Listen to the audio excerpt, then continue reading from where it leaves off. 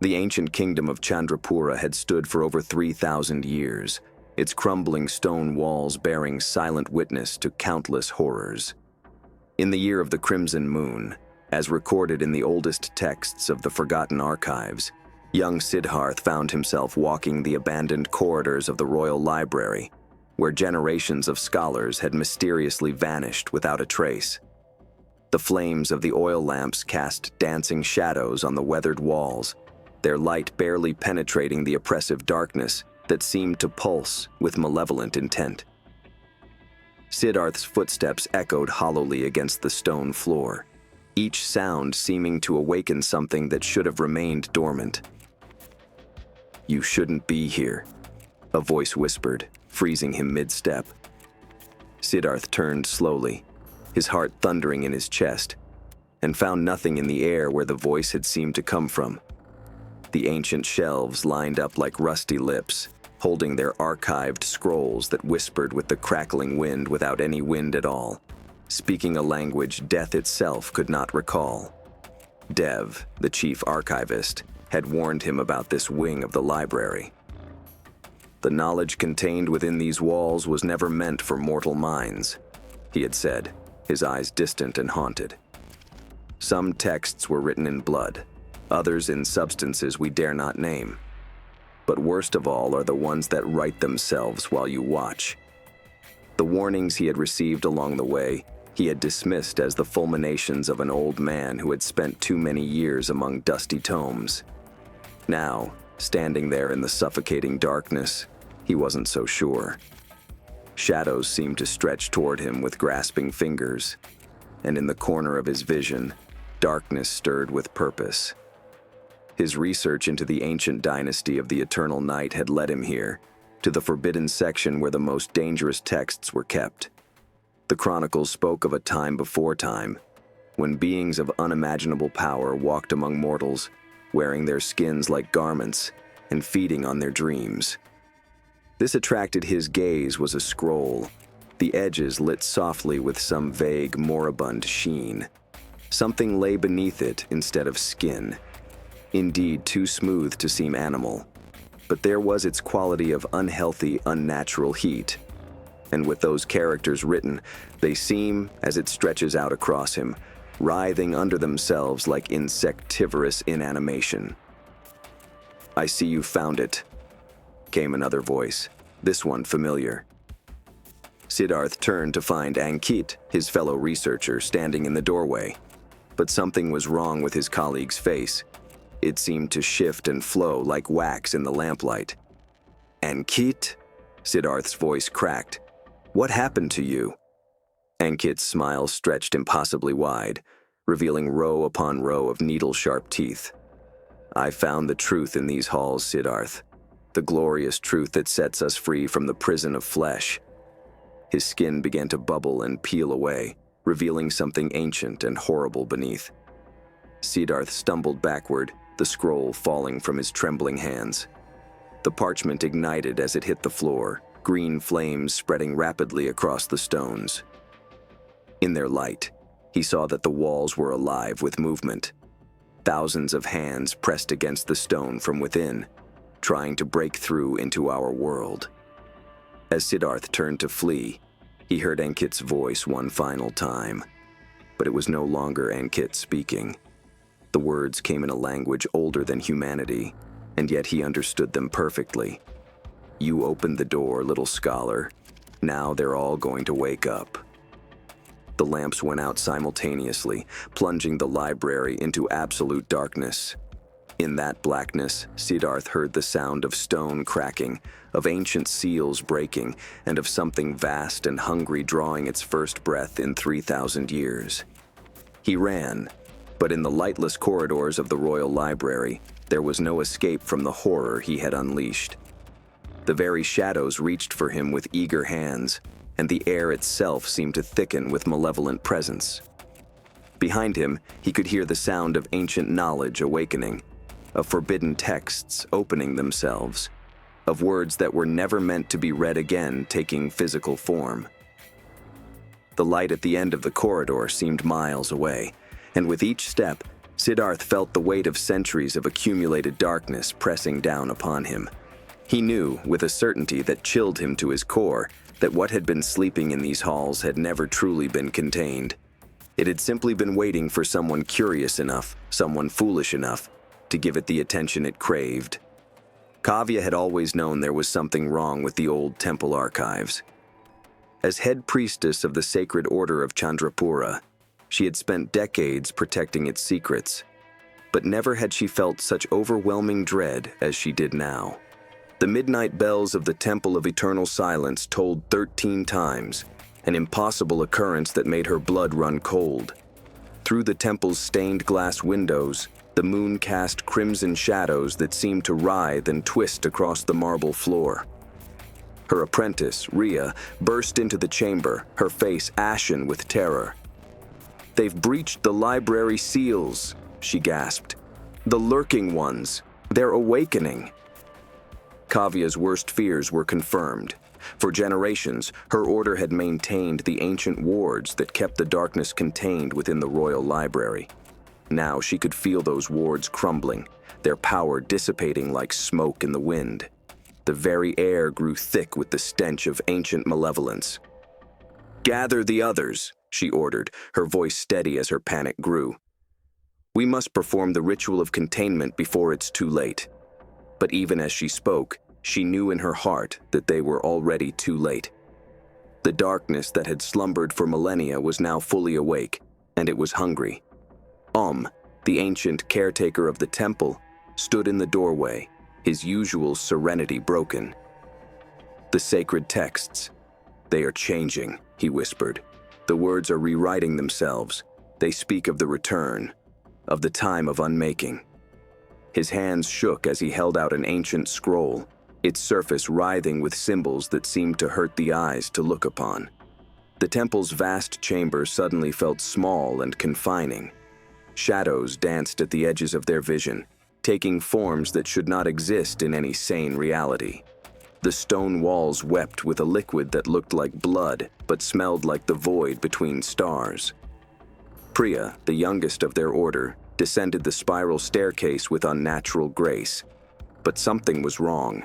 Her movements were too fluid, too perfect. "The knowledge has set me free," she said, her voice harmonizing with others that should not exist. "You've all been so blind, serving as jailers when you could be vessels." Kavya watched in horror as Priya's form began to shift, her skin becoming translucent, revealing the ancient entity that now wore her flesh. Through the windows, she could see lights in the royal library, sickly green and pulsing like a diseased heart. The very foundations of Chandrapura trembled as ages-old bonds continued to break. "We have to reach the sanctum of first light," Kavya declared, clutching her ceremonial dagger. "The old rites might still—" She stopped as the temperature in the chamber plummeted. Frost began to form on the walls, spelling out words in a language that had been dead for thousands of years. Dev appeared at the temple entrance, his archival robe stained with something dark. "I tried to stop him," he gasped. "Siddharth." He didn't understand what he was reading. The texts, they wanted to be found. They've been influencing us all along. His eyes widened in terror as he looked past Kavya. "They're coming, the lurking ones. They're coming through." The walls started to bulge inward, as if enormous pressure was being applied from the other side. The sacred candles that had burned continuously for centuries suddenly went out, plunging them into darkness broken only by the blood-red moonlight. In that crimson glow, they saw the air itself tear open, revealing glimpses of a realm that should never have been breached. Through the supernatural darkness, Kavya could hear the whispers of the Ancient Ones, promising knowledge, power, and transformation. But she knew the truth. They were the same entities that had nearly destroyed the world during the dynasty of the Eternal Night. And now, thanks to one scholar's curiosity, they were returning.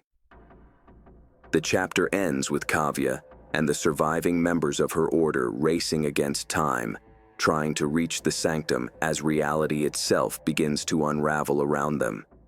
Behind them, The shadows take on solid form, and the whispers of the lurking ones grow louder, speaking promises of power in voices that shatter both mind and soul. Rajesh stood atop the ancient observatory of Chandrapura, his astronomical instruments forgotten as he watched the impossible unfold across the city skyline. The stars were wrong, not just moved or altered, but wrong in a way that made his mind recoil. Constellations that had guided astronomers for millennia now formed patterns that spoke of things that existed before light itself. "The celestial alignments are changing," Ananya said beside him, her voice quavering as she consulted the star charts passed on through generations of astronomers. It is as if something is rewriting the very fabric of the heavens." The charts began to bleed their ink as though the star positions were alive in her hands. Through his telescope, Rajesh had watched the catastrophe begin at the Royal Library. First came the green light, pulsing like a malevolent heartbeat. Then the darkness that was darker than mere absence of light, spreading like spilled ink across the ancient streets. Now, as he observed the city below, he saw shadows that moved against the flow of natural light, and buildings that seemed to breathe. "The old texts spoke of this," Ananya whispered, pulling out a scroll she had snatched from the restricted section of the observatory's archives. "During the dynasty of the Eternal Night, when the Lurking Ones first came to our world, they didn't simply change our reality. They rewrote the laws that governed it." A distant scream echoed across the city, cut short in a way that made both astronomers shudder. The moon, now a sickly shade of crimson, seemed to hang impossibly close to the earth, its surface writhing with shapes that should not exist. "We need to reach the temple," Rajesh said, gathering his most important instruments. "Kavya and the others might still—" He stopped as Ananya grabbed his arm, her fingers digging into his flesh with desperate strength. "Look," she breathed, pointing to the streets below. Through the gathering supernatural darkness, they could see people walking. But their movements were wrong, too smooth, too coordinated, like puppets being pulled by invisible strings. Among the possessed citizens, they spotted Ankit, his form shifting between human and something else with each step. He looked up at the observatory, and even from this distance, they could see his impossible smile, full of teeth that gleamed like shattered stars. "The knowledge seeks vessels," he called up to them, his voice echoing with layers of other voices speaking in long-dead languages. "The Lurking Ones remember when your kind were nothing but motes of potential in the cosmic void. They remember, and they wish to remind you." The very stones of the observatory began to vibrate with an energy that felt ancient and malevolent. The carefully calibrated instruments that had measured the heavens for centuries began to spin wildly, their brass surfaces tarnishing and warping as if exposed to eons of time in mere moments.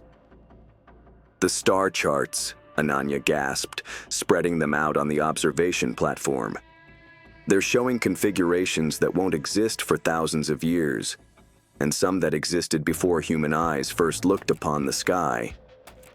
The ink continued to move, forming patterns that hurt to look at, mathematical equations that seemed to solve for variables that shouldn't exist. The air filled with the low pulsing hum, rising from the direction of the Royal Library. The pulsing hum seemed to resonate with something deep in their bones, awakening genetic memories of a time when humanity was young, and the Lurking Ones walked openly amongst them. "We have to warn them," Rajesh said, gathering the most important charts. "The astronomical alignment, it's not just changing, it's being changed. Something is using the ancient knowledge in the library to reshape reality itself." But as they turned to descend from the observatory, they found their path blocked. The doorway that had led to the spiral staircase now opened onto a vast, impossible space filled with swirling colors and geometric shapes that defied Euclidean geometry. Through that chaos, they could see fragments of other times, other realities, including glimpses of what their world had been during the dynasty of the Eternal Night. "There is no warning them," came a voice, and they turned to see Dev emerging from the shadows. His skin was nearly transparent now, revealing the cosmic horror that writhed beneath. "The awakening cannot be stopped. The stars are aligning as they were always meant to, as they were before your kind learned to watch the heavens." The chapter ends with Rajesh and Ananya trapped atop the observatory, watching as reality continues to unravel around them. The stars above spiral into impossible new patterns, and below, the streets of Chandrapura fill with the possessed forms of their fellow citizens, all moving with terrible purpose toward the royal library, where the boundary between worlds grows thinner with each passing moment. The Temple of Eternal Silence had never known such chaos. Kavya and Rhea raced through its twisting corridors, the sacred scrolls of containment clutched to their chests. Behind them, the shadows pursed with predatory intent, wearing the faces of their fallen brothers and sisters. "The sanctum of first light," Kavya gasped, her voice hoarse from chanting protective mantras. "If we can reach it, there might still be a chance." But even as she spoke those words, the marble walls around them began to sweat a black ichor that reeked of ancient tombs and forgotten epochs. Through the windows, they could see the observatory where Rajesh and Ananya remained trapped. The whole tower was now encased in a sphere of writhing darkness, through which impossible geometries could be glimpsed. The crimson moon hung lower than ever, its surface now clearly revealing the vast structures that had always been there, hidden from human eyes by veils of protective ignorance. "Listen!" Rhea stopped suddenly, pressing her hand against the wall. Through the stone, they could feel vibrations, not the chaotic tremors of earthquake or destruction, but a rhythmic pulsing, like the heartbeat of something vast and ancient. "The city," Kavya realized with horror. "The entire city is transforming. The patterns of the streets, the arrangement of the buildings, they were never random. Chandrapura itself is a vast seal, designed to keep them contained, and now it's becoming a gateway instead," came Am's voice from behind them. The elderly guardian's eyes glowed with an inner light that spoke of possession, his skin rippling as something else looked out through his features. "The city remembers its true purpose, set in motion eons ago when the first stones were laid." The air grew thick with knowledge that was never meant for human minds. Scrolls and books flew from their shelves, their pages fluttering open to reveal texts that wrote and rewrote themselves in languages that predated human speech. The very geometry of the temple corridors began to shift, straight lines curving in impossible ways. Through a window that no longer showed the outside world, but rather a vista of some alien dimension, they saw Siddharth. The young scholar was no longer running, but walking with purpose toward the heart of the royal library, his form flickering between human and something else with each step. Around him, reality rippled like heat waves over desert sand.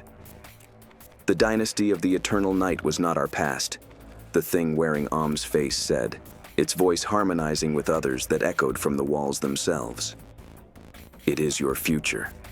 The cycle completes itself, as it was always meant to do." Kavya pulled Rhea back as the floor between them and Om began to crack, revealing not stone foundations below, but a writhing mass of shadows and half-formed thoughts. The very air seemed to crystallize, forming patterns that caught and reflected light in ways that made the eyes water and the mind rebel. From somewhere in the city came the sound of bells, not the temple's bells, but deeper, older ones that had been buried beneath the streets since the city's founding. Their tolling spoke of revolution, not of time, but of reality itself, turning over like the pages of some vast cosmic book. "The sanctum," Rhea urged, pulling at Kavya's arm. "We have to reach it before—" Her words cut off as she looked past her mentor, her face draining of color. Through the windows, they could see people flooding the streets below, but they moved in perfect synchronization. Thousands of bodies becoming one vast organism that flowed through the city like living mercury. The knowledge that had escaped the library was spreading, infecting minds and transforming bodies. Those who had studied the forbidden texts were changing fastest, their forms becoming fluid, their thoughts spreading like contagion through the air itself. The boundary between knowledge and reality, between thought and form, was dissolving. There, Kavya pointed to a doorway that shouldn't exist, one that seemed to lead both up and in, defying normal spatial relationships. The old ways to the sanctum may be corrupted, but we can use their own chaos against them. She pulled out the ceremonial dagger, its blade now glowing with a light that hurt to look at. We'll cut our way through if we have to. But as they approached the impossible doorway, they heard something that made them both stop cold. The sound of childlike laughter echoing from all directions at once. Not the laughter of human children, but something that had watched humanity's earliest ancestors crawl from the primordial seas. Something that found endless amusement in the brief flicker of consciousness between birth and death. The chapter ends with Kavya and Ria standing at the threshold of madness, the sanctum of first light both impossibly close and infinitely far away. Behind them, the thing that had been began to unfold itself, revealing dimensions that should not exist. And through it all, that terrible laughter continued, heralding the final transformation of Chandrapura into something that had been waiting to emerge since the first stone was laid.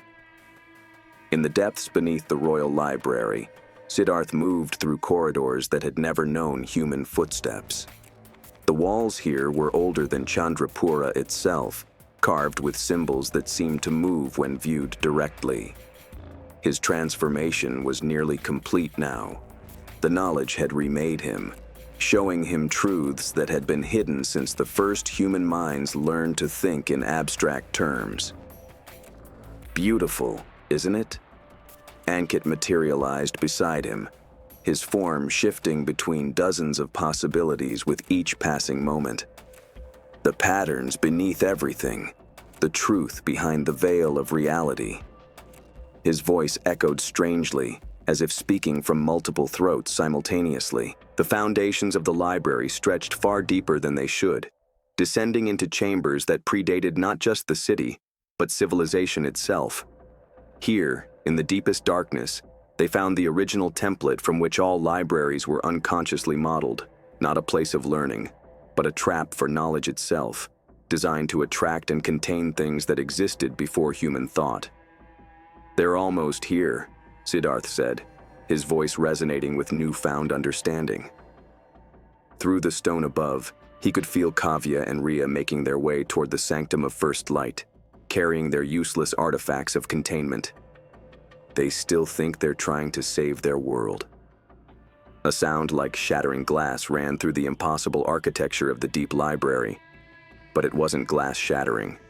It was reality, splintering along fault lines that had been carefully laid when the first humans raised their eyes to the stars and began to question. Through cracks in the ancient walls, they saw other times and other possibilities. The dynasty of the eternal night had never in truth ended. It had just been paused, waiting for when human knowledge achieved the critical mass required for lurking ones to complete what they had already begun. "Look," Ankit said, pointing at where the walls seemed to breathe, revealing glimpses of the observatory tower, where Rajesh and Ananya remained trapped. The astronomers had discovered something in their star charts, something that showed the true nature of their universe. Not a vast expanse of space and time, but a carefully constructed cage designed to contain something far larger than human minds could comprehend. The very air began to crystallize with revealed truth. The knowledge that had been locked away in the library's depths was never meant to be contained. It was meant to incubate, to grow, to evolve, until it could transform not just minds but reality itself. Chandrapura was never meant to be a city. It was meant to be a cocoon. From somewhere far above came the sound of Kavya's voice, chanting prayers that were themselves part of the pattern, their very futility a necessary component in the grand design. The sanctum of first light that she sought had been designed by the lurking ones themselves, a beacon meant to draw those who would try to prevent the inevitable. "It's time," Siddharth said, reaching out to touch the oldest wall, the one that had been waiting longest to wake. Beneath his fingers, the stone began to pulse with a light that was somehow darker than the absence of light. They need to see, all of them. The truth was never in the books or scrolls. It was in the spaces between them, in the silence between thoughts. The chamber around them began to reshape itself, not through any physical movement, but through the revelation of its true geometry. What had appeared to be a simple room beneath a library revealed itself as the center point of a vast pattern that encompassed not just Chandrapura, but the entire world. Through the crystallized air, they could see their fellow citizens in the streets above, their bodies moving in perfect synchronization as the knowledge spread through the population like a beautiful contagion. The transformation that had begun in the library was spreading, revealing the truth that had always been waiting just beneath the surface of reality. "Listen," Ankit said, his voice now a chorus of countless others. "They're beginning to understand." The sound that filled the chamber was impossible to describe in human terms. It was the sound of millions of minds simultaneously grasping a truth that shattered all previous understanding. Through the cracks in reality, they could see Kavya and Riya reaching the false sanctuary of the sanctum, Rajesh and Ananya discovering the true meaning of their star charts, and the citizens of Chandrapura realizing that their city had never been meant to house humans at all. The chapter ends with Siddharth and Ankit standing at the center of everything, as the patterns laid down at the beginning of human consciousness finally align. The walls of reality grow thin, and through them can be seen the vast forms of the lurking ones, their patience finally rewarded as their long design reaches its culmination. The sanctum of first light was never meant to be seen by human eyes. As Kavya and Riya breached its final threshold, they understood why. The chamber's geometry followed rules that existed before the concept of mathematics, its walls curving in directions that the mind refused to process. At its center stood an altar that seemed to occupy multiple spaces simultaneously, its surface crafted from materials that absorbed not just light, but reality itself. "All this time," Kavya whispered, her voice distorting in the impossible acoustics of the chamber, "we weren't protecting the world from them. We were protecting them from the world until they were ready to emerge." The ceremonial dagger in her hand had begun to melt, its metal flowing like mercury as ancient enchantments failed in the presence of older truths. They could see through the windows at a dozen different versions of Chandrapura that the change was spreading. The observatory tower was a nexus of impossible geometries, with Rajesh and Ananya at its heart, their astronomical calculations revealing patterns that had been hidden in plain sight since humans first gazed at the stars. "The dynasty of the eternal night," Riya said, her eyes wide with understanding as she watched the city reshape itself. It wasn't just a period in history, it was a preview of what we were meant to become. The citizens danced in the street below, perfectly in step now. Their bodies merged together in liquid mercury motions, taking patterns that resembled symbols etched onto the foundation stones of the library. The city's stones came alive, opening their true self as part of a huge machinery to alter time as much as space. High in the observatory, Rajesh and Ananya watched as their star charts finally showed the complete pattern. "The constellations," Ananya gasped. "They're not just moving. They're returning to their original positions. The stars we've known are just a temporary configuration, a disguise to hide the real sky until we were ready to see it." The walls of reality had grown so thin that they could see through to the library's foundations, where Siddharth and Ankit stood at the center of everything. The knowledge that had escaped was not destroying the world. It was revealing its true form, peeling away layers of comforting illusion that had been placed to protect developing minds from truths they weren't yet ready to comprehend. "We are the cocoon," Siddharth's voice echoed through every level of the city, speaking simultaneously through 1,000 throats. "And the time of metamorphosis has come." In the sanctum, Kavya witnessed as the altar began to pulse with a dark light that revealed the true purpose of their order. The rituals of containment they had practiced for generations were never meant to succeed. They were meant to fail at exactly this moment, their very failure a key component in the grand design. The air itself began to crystallize with revealed truth, forming patterns that connected every point in the city to every other point. The boundary between knowledge and reality, between thought and form, between what was human and what was other, dissolved completely. Through the breaking veils of existence, they could all see them now. The lurking ones, their vast forms finally visible as they emerged from their long incubation in the spaces between thoughts. "Don't you see?" The thing that had been Ankit spoke through 1,000 mouths throughout the city. "Your entire history, every book, every scroll, every astronomical calculation, was leading to this moment.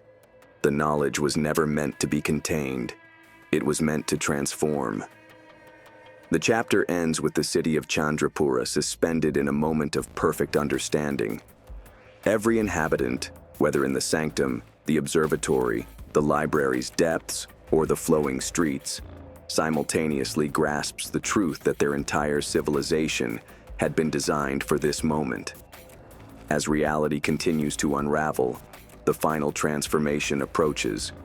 Not an ending, but a metamorphosis that had been waiting since the first human mind learned to question its own existence. In the moment before Chandrapura's final transformation, time itself seemed to hold its breath. Every person, every stone, every particle of reality hung suspended between what was and what was about to be. The knowledge that had escaped from the library had spread to every corner of existence, and now it was ready to complete its work. The sanctum of first light blazed with impossible radiance as Kavya and Ria witnessed the truth that their order had unknowingly served for generations. Through walls that had become transparent to higher dimensions, they could see everything at once. The observatory where Rajesh and Ananya's astronomical calculations had unlocked the true patterns of the stars. The library depths where Siddharth and Ankit stood at the focal point of transformation, and the streets where the citizens of Chandrapura moved in perfect synchronization with cosmic forces. We were never meant to remain as we are, Kavya finally realized, looking out over reality ripples as it rolled like the surface of a pond from the thing massive that broke out of the deep. Humanity was always meant to be a transitional state. The lurking ones moved through the spaces between moments, their vast forms finally visible to minds that had been prepared by generations of carefully guided evolution. They were beautiful in their horror, magnificent in their impossible geometry, and in their presence, the last illusions of reality fell away like autumn leaves. "The dynasty of the eternal night," Ria whispered, her voice harmonizing with frequencies that existed before sound. "It's not returning. It's finally beginning." In the observatory, Rajesh and Ananya watched as the stars shifted to their true positions, revealing constellations that had been hidden since the first human eyes looked skyward. The patterns they formed spoke of possibilities that existed beyond the boundaries of conventional thought, of futures that had always been waiting in the spaces between what was known and what could be imagined. The very fiber of the city started to glow with dark light as ancient mechanisms, buried in its very foundations from the first laying of stones, finally sprang to life. Every street, every building, every sacred geometry that had been carefully positioned over millennia became perfectly aligned with the cosmic configurations above. From the depths of the library, Siddharth and Ankit conducted the final movement of a symphony that had begun with the first written word. The knowledge that had been trapped in books and scrolls broke free completely, becoming a living thing that flowed through the minds of all who witnessed it. "See us," the Lurking Ones spoke through every voice at once. "See what you were always meant to become." The transformation moved like a wave through the population of Chandrapura. Bodies shifted, minds expanded, and consciousness itself underwent a metamorphosis that had been planned since before humanity first crawled from the cosmic seas. The boundary between individual and collective, between matter and thought, between reality and possibility, dissolved completely. As the final moment approached, the truth became clear. The horror had never been in the destruction of humanity, but in its transcendence. The Lurking Ones had not come to end human existence, but to shepherd it into its next phase, a transformation as profound as the first emergence of consciousness from primitive matter. Chandrapura itself began to change, its physical form reflecting its true nature as a chrysalis for human evolution. The streets flowed like liquid mercury, buildings reshaped themselves according to geometries that had waited eons to be revealed, and the very sky above became a window into dimensions that had always existed just beyond the veil of conventional perception. In that final instant, as reality surrendered to what it was always meant to become, every inhabitant of Chandrapura understood their part in the grand design. They were not victims of cosmic horror, but participants in a metamorphosis that would reshape not just their world, but all possible worlds.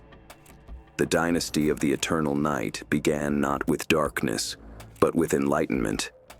And so, dear friends, as you finish this account, know that the transformation continues. The knowledge spreads, the patterns emerge, and the truth waits to be recognized. Look closely at the spaces between these words, at the thoughts that form between your thoughts. Perhaps you'll see them too. The Lurking Ones, waiting to guide the next metamorphosis. If you've felt the resonance of this truth, if you've glimpsed the patterns hidden in plain sight, share this revelation with others. Like, comment, and subscribe to join us in spreading the knowledge. For in each mind that opens to these possibilities, the final transformation draws closer. Remember, every story is a key, every reader a potential vessel, and every moment an opportunity for transcendence. The truth is lurking, and it's beautiful.